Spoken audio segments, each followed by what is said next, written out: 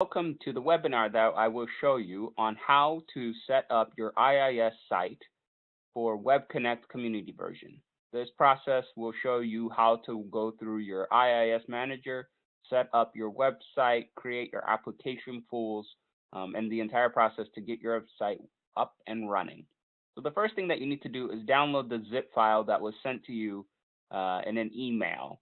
This zip file, wccommunity.zip, you need to extract that zip and create, you will get a WebConnect community folder. This folder contains all of the different files that you will need to run your IIS site. The next step that you need to do is take that community WebConnect community folder and move it to c.inetpub/www.root. Make sure you are logged in as administrator when you are doing this. Once you have the files there, you need to get into your Iis Manager. You can get there through the control panel, administrative tools, and Iis Manager, or Internet Information Services. So once we double click that, we will get a window that will allow us to browse through and understand and configure our Iis site. Expand out your server and your sites, and you will see any default sites that you have already configured. The next step that you need to do is create or add the website that you want to make. So right click and hit add websites. This will bring a pop-up box that will allow you to enter site name, the path, and then any port assigned and host names that you need to assign. So the name that you give the site name is an internal name. It has nothing to do with your URL or anything to do with what the outside person would see. It just needs to be something that doesn't already exist from a site name perspective, and it needs to be something that you can readily identify easily. So we recommend WebConnect Community, but we've seen WC Community, whatever the path you want it to look like. So enter that name. Next path is to select the physical path of the site. So remember, this is going to be the place we extracted that zip on. So we hit our little ellipses and then browse to that c.inetpub www.root WebConnect Community. So now we have that physical path mapped. Now we want to make sure we do test settings, and we see that we have passed through, but we can't verify that we have authorization. So what we want to make sure that we do is right click, go back to our c.inetpub www.root, right click, go to properties, and go to security, and make sure that the IIS user is there and has read and execute capabilities. So it does. So we're good on that. So close that and continue on to the binding section.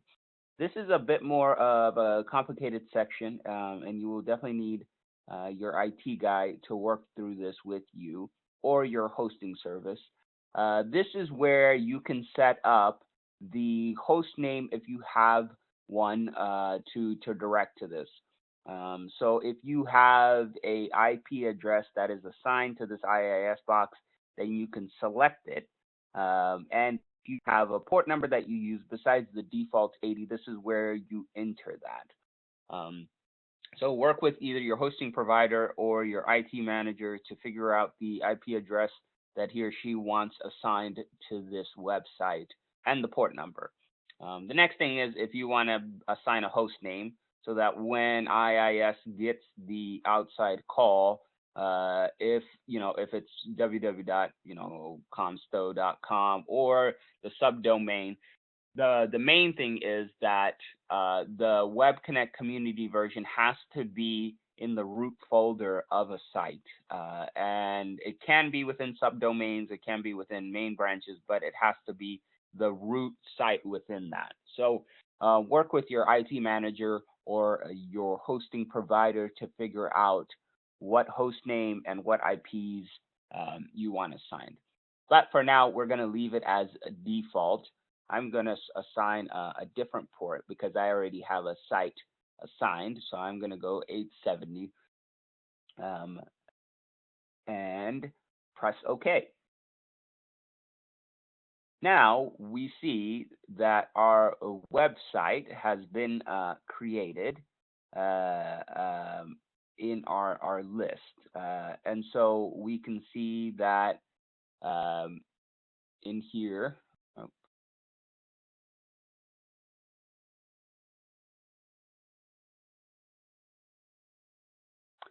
if you don't see it, you can right click on sites and hit refresh, and you will get your site into that branch. So we have many different options from here that we can go through, but the main things that we need to do now are check a couple of things. So let's jump over to the application pools. So within our application pools, we'll have quite a few if you have other sites set up. What you want to go through is to the application pool that is the name that you named your site as. Right click on that and hit basic settings. And so you want to make sure that the .NET version that you have assigned to the application pool is version 4.0 or higher. You want to make sure that you have that. If you do not have that, then you need to install .NET Framework 4.0 or higher. So work with your IT manager to get that installed on your Iis website. So the WebConnect Community version is configured to run on .NET version 4.0 or higher. So after all that, we have everything good and configured for our application pool. So the next thing that we need to do is check.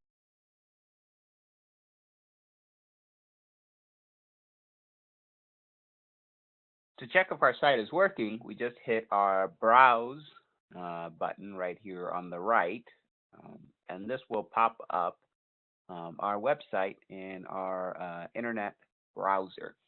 So hit your login button and log in with the default that was given to you in the email.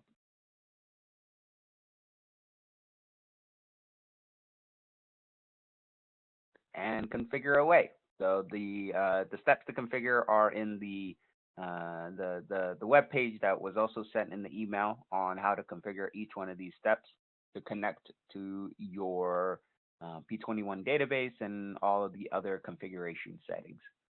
Thank you for attending or listening to the Iis configuration. If you have any questions, please email us at support@p21connect.com. We'd love to hear your feedback on the software or any issues that you're having.